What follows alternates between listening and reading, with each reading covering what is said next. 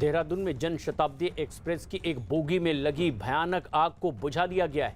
Bogie में अचानक आग लगने के बाद ट्रेन को रोक दिया गया और तुरंत बोगी से ट्रेन को अलग कर दिया गया है। इस हादसे में किसी भी यात्री के घायल होने की कोई खबर नहीं है। कोच में जब आग लगी तब 35 यात्री सवार थे, जिन्हें मौके पर ही दूसरे कोच में शिफ्ट कर दिया गया। बताया जा रहा है कि ट्रेन कुछ देर में देहरादून भी पहुंचने वाली है। चंदन जजवाड़े हमारे सहयोगी फोन लाइन पर मौजूद हैं।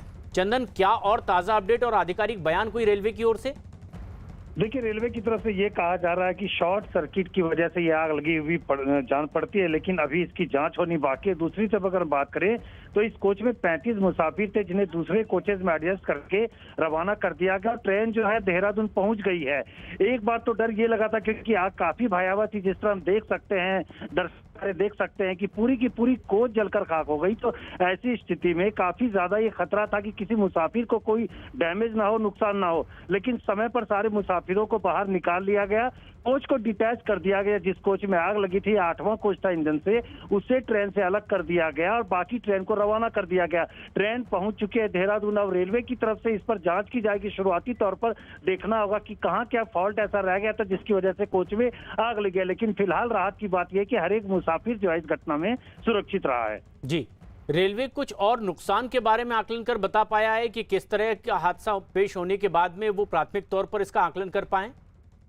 देखिए, अगर कोच की बात करें तो कोच पूरी तरह से जलकर राख हो चुकी है, तो कोच की जो लागत होती है वो निश्चित तौर पर खत्म हो चुकी है। लेकिन दूसरी तरफ मुसाफिरों की बात करें तो मुसाफिरों को चूंकि नुकसान नहीं हुआ है, लेकिन एक बात है प्रशांत, इस तरह की जब भी आग लगती है या कोई ऐसी घटना होती है जिसमें 15 लाख से ज्यादा का नुकसान होता है, तो CRS की इंक्वायरी होती है, कमिश्नर रेलवे सेफ्टी की, तो देखना होगा कि उस इंक्वायरी में क्या सामने आता है। लेकिन ये लंबी प्रक्रिया होती है। फिलहाल शुरुआती तौर पर रेलवे की तरफ से यही माना जा रहा है कि ये शॉर्ट सर्किट की वजह से आग लगी हो सकती है, लेकिन यात्री तमाम सुरक्षित हैं।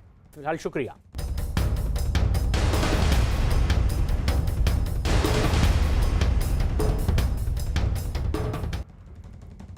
और बंगाल चुनाव पर इस वक्त आ रही है बड़ी खबर। अटल सरकार में वित्त मंत्री रहे यशवंत सिन्हा अब से कुछ देर पहले ही टीएमसी में शामिल हो गए हैं।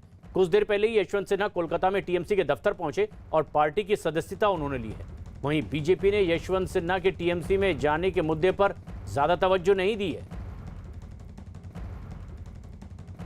वो एक तरह से वो मोमेंट ऑफ डिसीजन था ममता जी के ऊपर जो अटैक हुआ।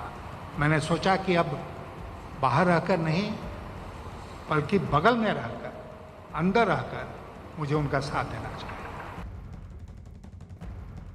आपकी पार्टी के एक नेता रहे जो यशवंत सिन्हा, वो आज तृणमूल कांग्रेस में शामिल हो गए, इस तरह खबर आ रही है कलकत्ता से। अरे वो कब के अलग रास्ते पे हैं और उनका रास्ता हम लोग उन्हीं को मुबारक, उनका रास्ता उन्हीं को मुबारक।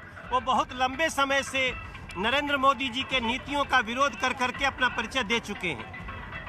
मनोज तिवारी ने आज बंगाल में बीजेपी के लिए मोर्चा संभाला। उन्होंने पुरुलिया में रोड शो किया और चुनाव में बीजेपी की जीत के बारे में बताया।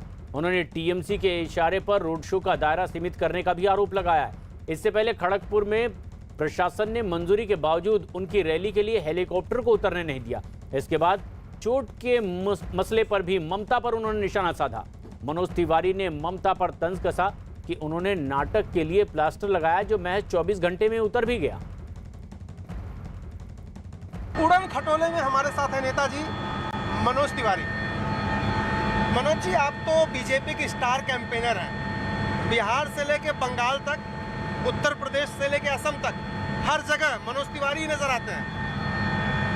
जी अरुण भाई, जम्मू कश्मीर भी जाता हूं और देश के हर कोने में हम जाते हैं, क्योंकि हमारी जो बात है वो नरेंद्र मोदी जी के नीतियों को धरातल पर लाने के लिए है और ये देश उस पर विश्वास करता है।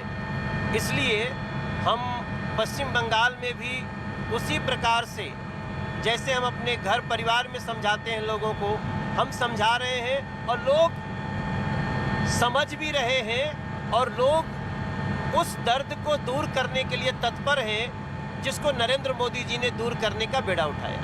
अच्छा, एक सवाल मेरा है कि ममता बनर्जी हॉस्पिटल में थी, कल उन्होंने जिद किया, वो बाहर निकल आई, अब खेला शुरू होगा असली। एक्चुअली यही खेला আছে यही खेला है। पहली बार इस देश ने देखा होगा कि प्लास्टर 24 घंटे में उतर जाता है। इस देश में हर व्यक्ति प्लास्टर से परिचित है। जब फ्रैक्चर होता है तो प्लास्टर चढ़ता है और 15 दिन के अंदर तो प्लास्टर उतर ही नहीं सकता। ये अवधि एक महीना की होती है, लेकिन अगर बहुत हेयर फ्रैक्चर हो तो भी आपको 15 दिन रखना पड़ेगा। लेकिन दीदी के पैर पे लगा प्लास्टर मेहंदी की तरह उतर गया। आप देखो 24 घंटे में प्लास्टर क्रैक बैंडेज हो गया और ये देश बहुत हंस रहा है। नहीं, क्यों हंस रहा है? चोट तो लगी है, सूजन दिखाई दे रही थी। आप क्या कह रहे हैं? चोट लगी होगी, सूजन हुआ होगा, लेकिन वो प्लास्टर का केस नहीं था। प्लास्टर तो सिंपैथी के लिए लगाया गया। प्लास्टर सिर्फ सहानुभूति का एक नाटक करने के लिए लगाया गया।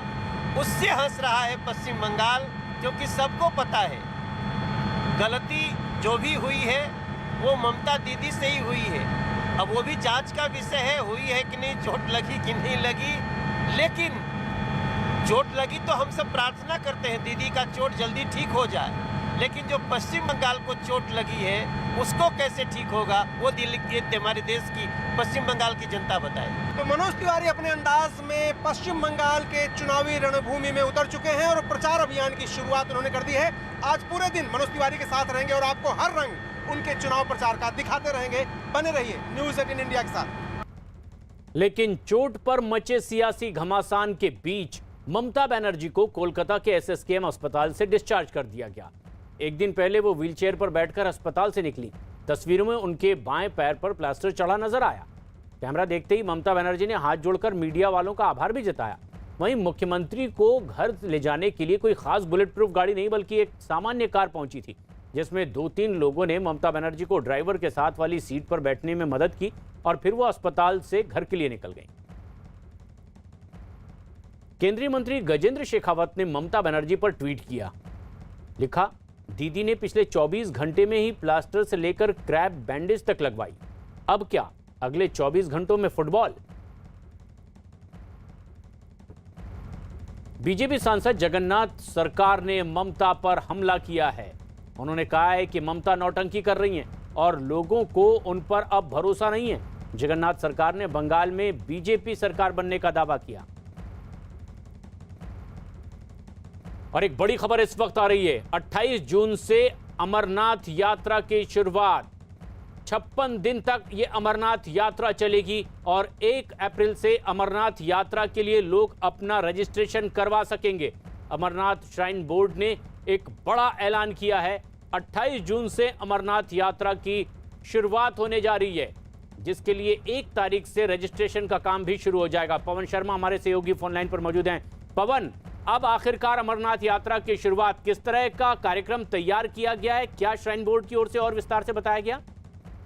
देखिए, श्राइन बोर्ड की जो बैठक थी जम्मू में हुई है आज, और बैठक में ये फैसला लिया गया है कि इस बार यात्रा बाबा अमरनाथ की पूरी होगी, क्योंकि पहले कोविड के चलते नहीं हो पाई थी और उससे पहले जम्मू कश्मीर से धारा 370 हटने और 35 से हटने के चलते यात्रा को बीच में रोकना पड़ा था। लेकिन इस बार पूरी तैयारी श्राइन बोर्ड ने कर ली है और उपराज्यपाल की अध्यक्षता में ये बैठक जो हुई है वहां पर पूरे जो इनके तैयारी है उसके ऊपर एक खाका तैयार कर लिया गया है कि किस तरह से यात्रा होगी, और उसका पंजीकरण भी शुरू हो रहा है 1 अप्रैल से। तो जाहिर सी बात है कि इस बार यात्रा पूरी करने की तैयारी प्रशासन ने कर ली है और 1 तारीख से रजिस्ट्रेशन भी शुरू हो जाएगा।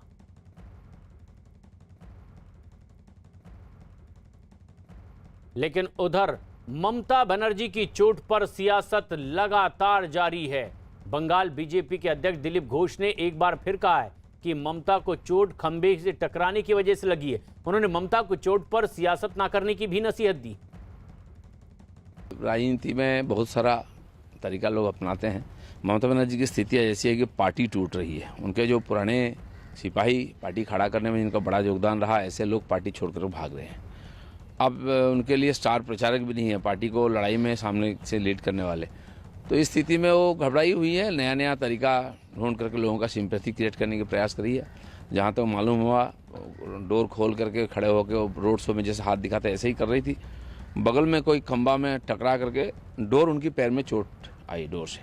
स्वाभाविक है, तो चोट होता है तो ट्रीटमेंट होना चाहिए, लेकिन उसको लेकर राजनीति जब शुरू हो गया तब माहौल गर्म हुआ।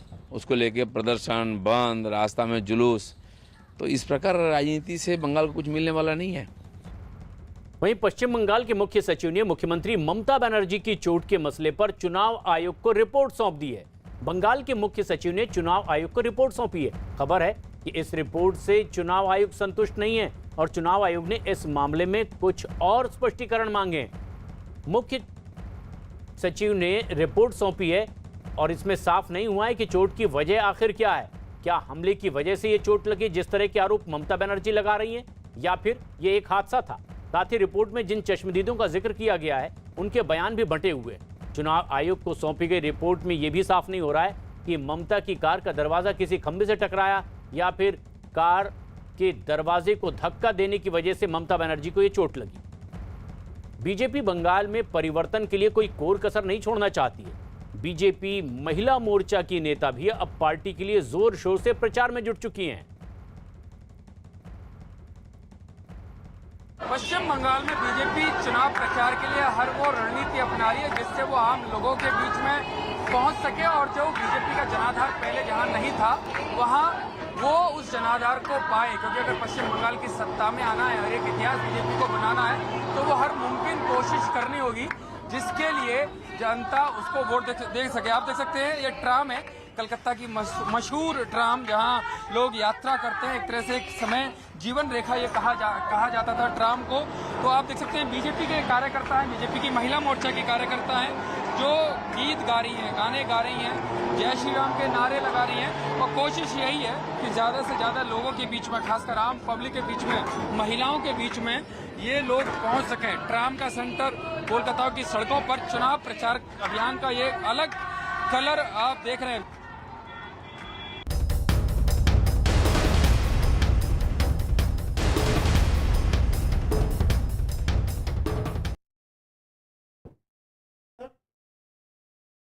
बच्चे चाहें तो देश बदल दें और बच्चे चाहें तो एक नई दुनिया बना दें। ऐसे ही कुछ अद्भुत यंग जीनियस के साथ नेटवर्क 18 दिखा रहा है एक अनोखा शो बायजूस यंग जीनियस। आज शाम 7 बजे न्यूज 18 इंडिया पर मिलिए नई दिल्ली में रहने वाले 12 साल के तिलक के साम से। वो बच्चा जिसे सुपर स्केटर कहते हैं, पहियों पर घूमना इसका जुनून है और इसी जुनून की वजह से उसका नाम Guinness book of world record में 2 बार दर्ज हो चुका है।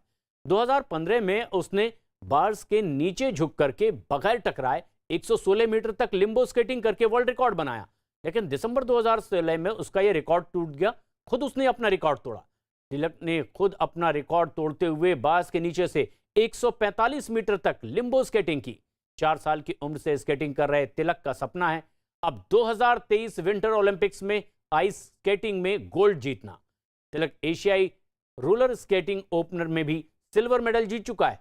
तो आज शाम 7 बजे न्यूज 18 इंडिया पर मिलिए इस विलक्षण स्केटर से। जरूर देखिए बायजूस यंग जीनियस।